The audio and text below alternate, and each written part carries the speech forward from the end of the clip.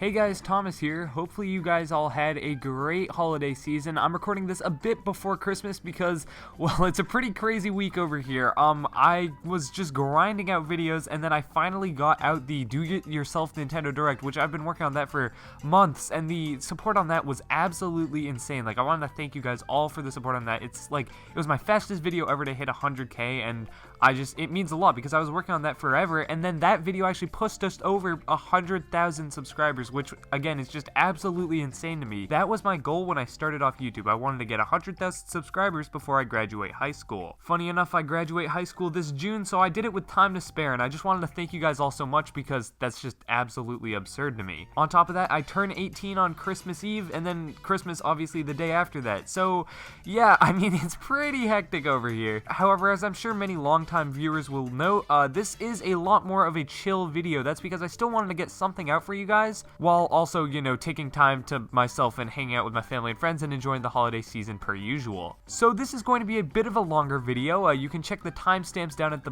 bottom if you want to, like, you know, skip between chapters and whatnot. But if not, then sit back, relax, grab a cup of hot cocoa, and we're going to take a look at Nintendo's 2020 and rank it based on each month. So each month will get its own little section in this video, and then at the end I will rate the entire year and compare it to the past years of the Nintendo Switch. Obviously, we started off with January. Well, January, it seems like a completely different world. I mean, this was like pre-pandemic. COVID was there and it existed, but it was not really like far spread outside of Wuhan. So, I mean, yeah, it was just a completely different world, so we can't really take too much of what was here as, like, you know, foreshadowing for the rest of the year. January in general was a very, very, very chill time for Nintendo. Really not much happened at all. There was no actual Direct, but there were a couple of pretty big announcements, including a Pokemon Direct, which showed off stuff like, you know, Pokemon Sword and Shield Expansion Pass and Pokemon Mystery Dungeons Rescue Team. Just after that, we got a Sakurai presentation where we got to see the one and only Byleth in Super Smash Bros. Very interesting. Everyone was super stoked about this. I saw no outrage. This was very cool. Everyone was a big fan. The rest of January was pretty boring. It was all pretty much just people getting very excited for Animal Crossing. The hype for that game was just unbelievably real. Now let's take a look at February. February was probably the sleepiest month just of the entire year. There was really absolutely nothing here. All we were doing was looking forward to Animal Crossing. Like, that's literally it. We just didn't get much at all. There was an Animal Crossing Direct, which was pretty cool, but that's about it. March is where stuff started picking up for Nintendo. First thing, Luigi's Mansion 3 DLC came out. I really just didn't even remember this game had DLC, but it did, and it came out in March. So did Pokemon Mystery Dungeon and Animal Crossing New Horizons. Obviously, the latter came out to incredible success, just really good reviews too, which is kind of weird just looking back on it. I mean, I feel like New Horizons was pretty good, but it did a lot of things not that well, but it got insane reviews and even more insane sales. I mean, the game just sold ridiculously well. Slightly after Animal Crossing, there was a Nintendo Direct Mini, which is pretty cool. Min Min was teased as they showed off an ARMS character for Smash Bros. That's about the only thing I actually remember. However, come March 30th, the internet exploded with rumors of a Mario 35th anniversary coming this year. Supposedly there was a new Paper Mario, Super Mario 3D World, Super Mario Galaxy. Obviously we knew these ended up being true, but at that time they were just rumors. April was pretty slow. The Nintendo Switch firmware was updated to version 10.0, and in that new firmware, they actually mentioned an unannounced Switch model. I remember this. I kind of didn't really think much of it. I was like, oh yeah, we'll just get a Pro later this year. But obviously, the Pro didn't happen, so I mean, for people still thinking that the Nintendo Switch Pro like wasn't supposed to come out this year, or it's not even a thing at all, I mean, well, that's some evidence for you. April's about when a bunch of events started getting canceled too. I'm pretty sure both the Gamescom and E3 were both, you know, canceled, so I don't know, there's that. May was pretty interesting as it featured the launch of Xenoblade Chronicles Definitive Edition, so that was pretty cool. However, not much else happened here, besides just a ton of leaks. This was when that, like, Giga leak for Nintendo started happening. Also, at the same time, I'm pretty sure this month, a bunch of Nintendo accounts were just straight up hacked. Like, there was some back-end password leak. I don't really know what went on there. I have two-factor authentication, so I shouldn't be worried, but it was just, you know, weird and concerning, to say the least. Paper Mario The Origami King was also announced here.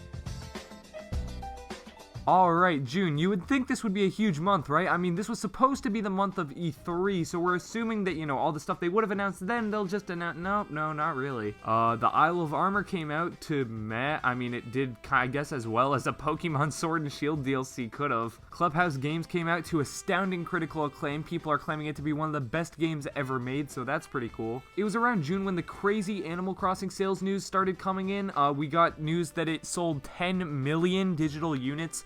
Absolutely insane. Sometimes I forget how much that game sold because I played it for like 100 hours, then dropped it and never touched it again. But absolutely insane. That game sold ludicrous amounts. I guess we technically did get another new game in June. Between Jump Rope Challenge and Clubhouse Games, I mean, Nintendo was just absolutely on fire this month. There were 2 new Pokemon presentations in which they announced new Pokemon Snap, Pokemon Cafe Mix, and the Game of the Year Pokemon Smile. They also showed off that Pokemon Unite MMO thing that we've literally heard nothing of since, I think. Absolutely zero interest in that, though, from my end, so just, I mean, I couldn't really be bothered. Heading into July, Paper Mario The Origami King released, and this was the first big Nintendo game since, I'd say, Animal Crossing. I said that in a past video, and Xenoblade fans were like, but what about Xenoblade? Xenoblade is great, but it's obviously incredibly niche, and a remake of the first game is obviously even more niche than a brand new game. So, I mean, good for you, Xenoblade fans. I'm super stoked that you guys got something you want, but I would not consider that a wide, you know, selling game. That's not really a broadly appealing title. July was also the first month to have a Nintendo Switch Partner Showcase Mini whatever, and people were pissed. I was pretty pissed too. I mean, everyone said we were going to get, like, an actual Direct, and then they just did this Partner Showcase where we saw absolutely nothing. That's not true. I think there was, like, Shin Megami Tensei, but I don't know.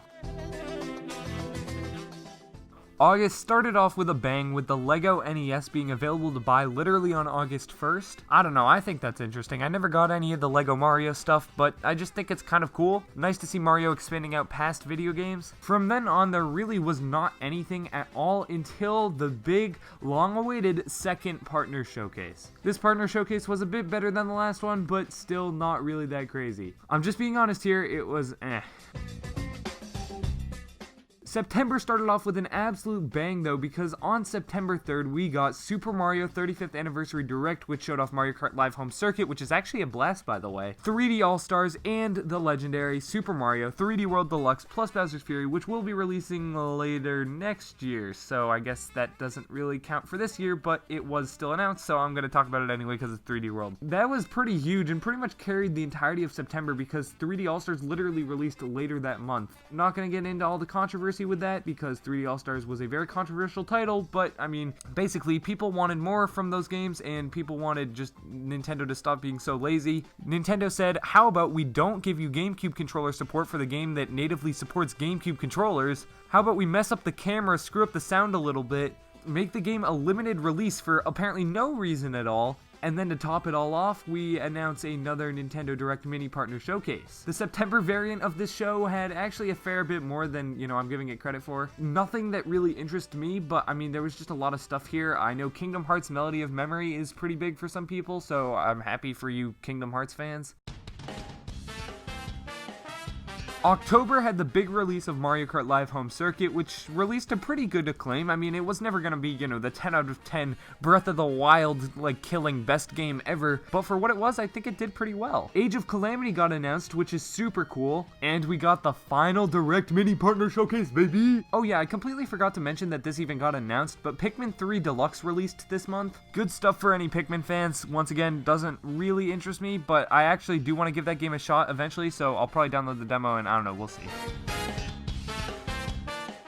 November brought with it the release of Age of Calamity, which sold really well. I think it was the fastest selling like Warriors game ever, which is really cool to see. I'm a big fan of like any type of like, you know, those spin-off sort of things. But November was also when Nintendo was like, yo, what if we just like kamikazed our public image? They canceled the Big House Online tournament for using, you know, a mod for Melee. I'm not going to get into all this, but basically everything that Nintendo did bad that everyone has been talking about as of late, that pretty much all happened in November. Within like a span of like 2 weeks, people were absolutely raging, but I mean, whatever, it is what it is. Not to say what they did is not bad at all. I'm not making a commentary on that. I'm literally just saying it is what it is because that is, like, it is what happened. I'm moving on. I'm not talking about that here. Gotta clarify, because people are not having that. Not Nintendo related at all, but the PS5 and Xbox Series X came out that month. You know what didn't come out that month? Halo Infinite. So, if you have an Xbox Series X, I have one question. Why? Nah, just kidding. Anyone who got one of the new consoles, let me know how they are down in the comments below. I didn't pick either of them up. I actually got an Oculus Quest 2 instead, back when that came out in September. However, I'm not going to talk too much about that now, because it's not Nintendo themed, and I would get executed. If you want to hear us talk a bit more about that sort of thing, you can check out our podcast Nintendo Tonight, where we do a segment called Non-Tendo, where, you know, sometimes PJ and I will, you know, venture out of the grain a little bit and talk about stuff other than Nintendo, because despite what you might think, we are human beings outside of this YouTube channel.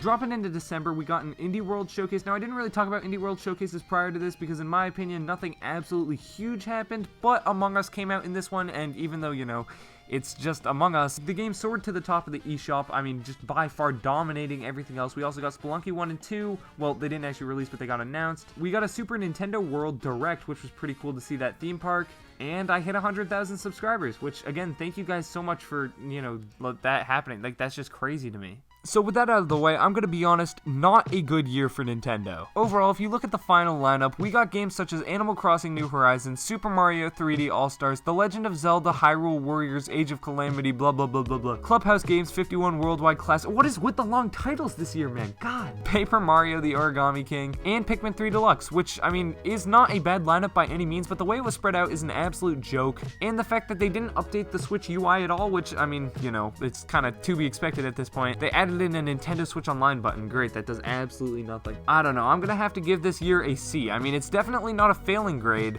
but it's not really something you're gonna brag about or look back on. And I know a lot of you guys are gonna ask me this, so I just figured I'd answer it right now. The game of the year, or at least my game of the year for 2020, is Pokemon Smile. Anyway, thank you guys all so much for watching. If you made it this far, that's kind of crazy, because this was a long video. I've been recording for, what, like 30 minutes now? It'll probably be way less than that in the actual video, but it's still gonna end up being pretty long. So comment down, like, I don't know, Super Mario 3D World is the best or something, then I'll heart your comment. I would have hearted that anyway without even including this part, but, you know. With that out of the way, I don't want to ramble anymore. I want to say thank you guys all so much for watching. Expect more frequent uploads soon. I'm just gonna enjoy a bit of time with the holiday and my family. I'm Thomas from the Switch Stop, signing off. Peace.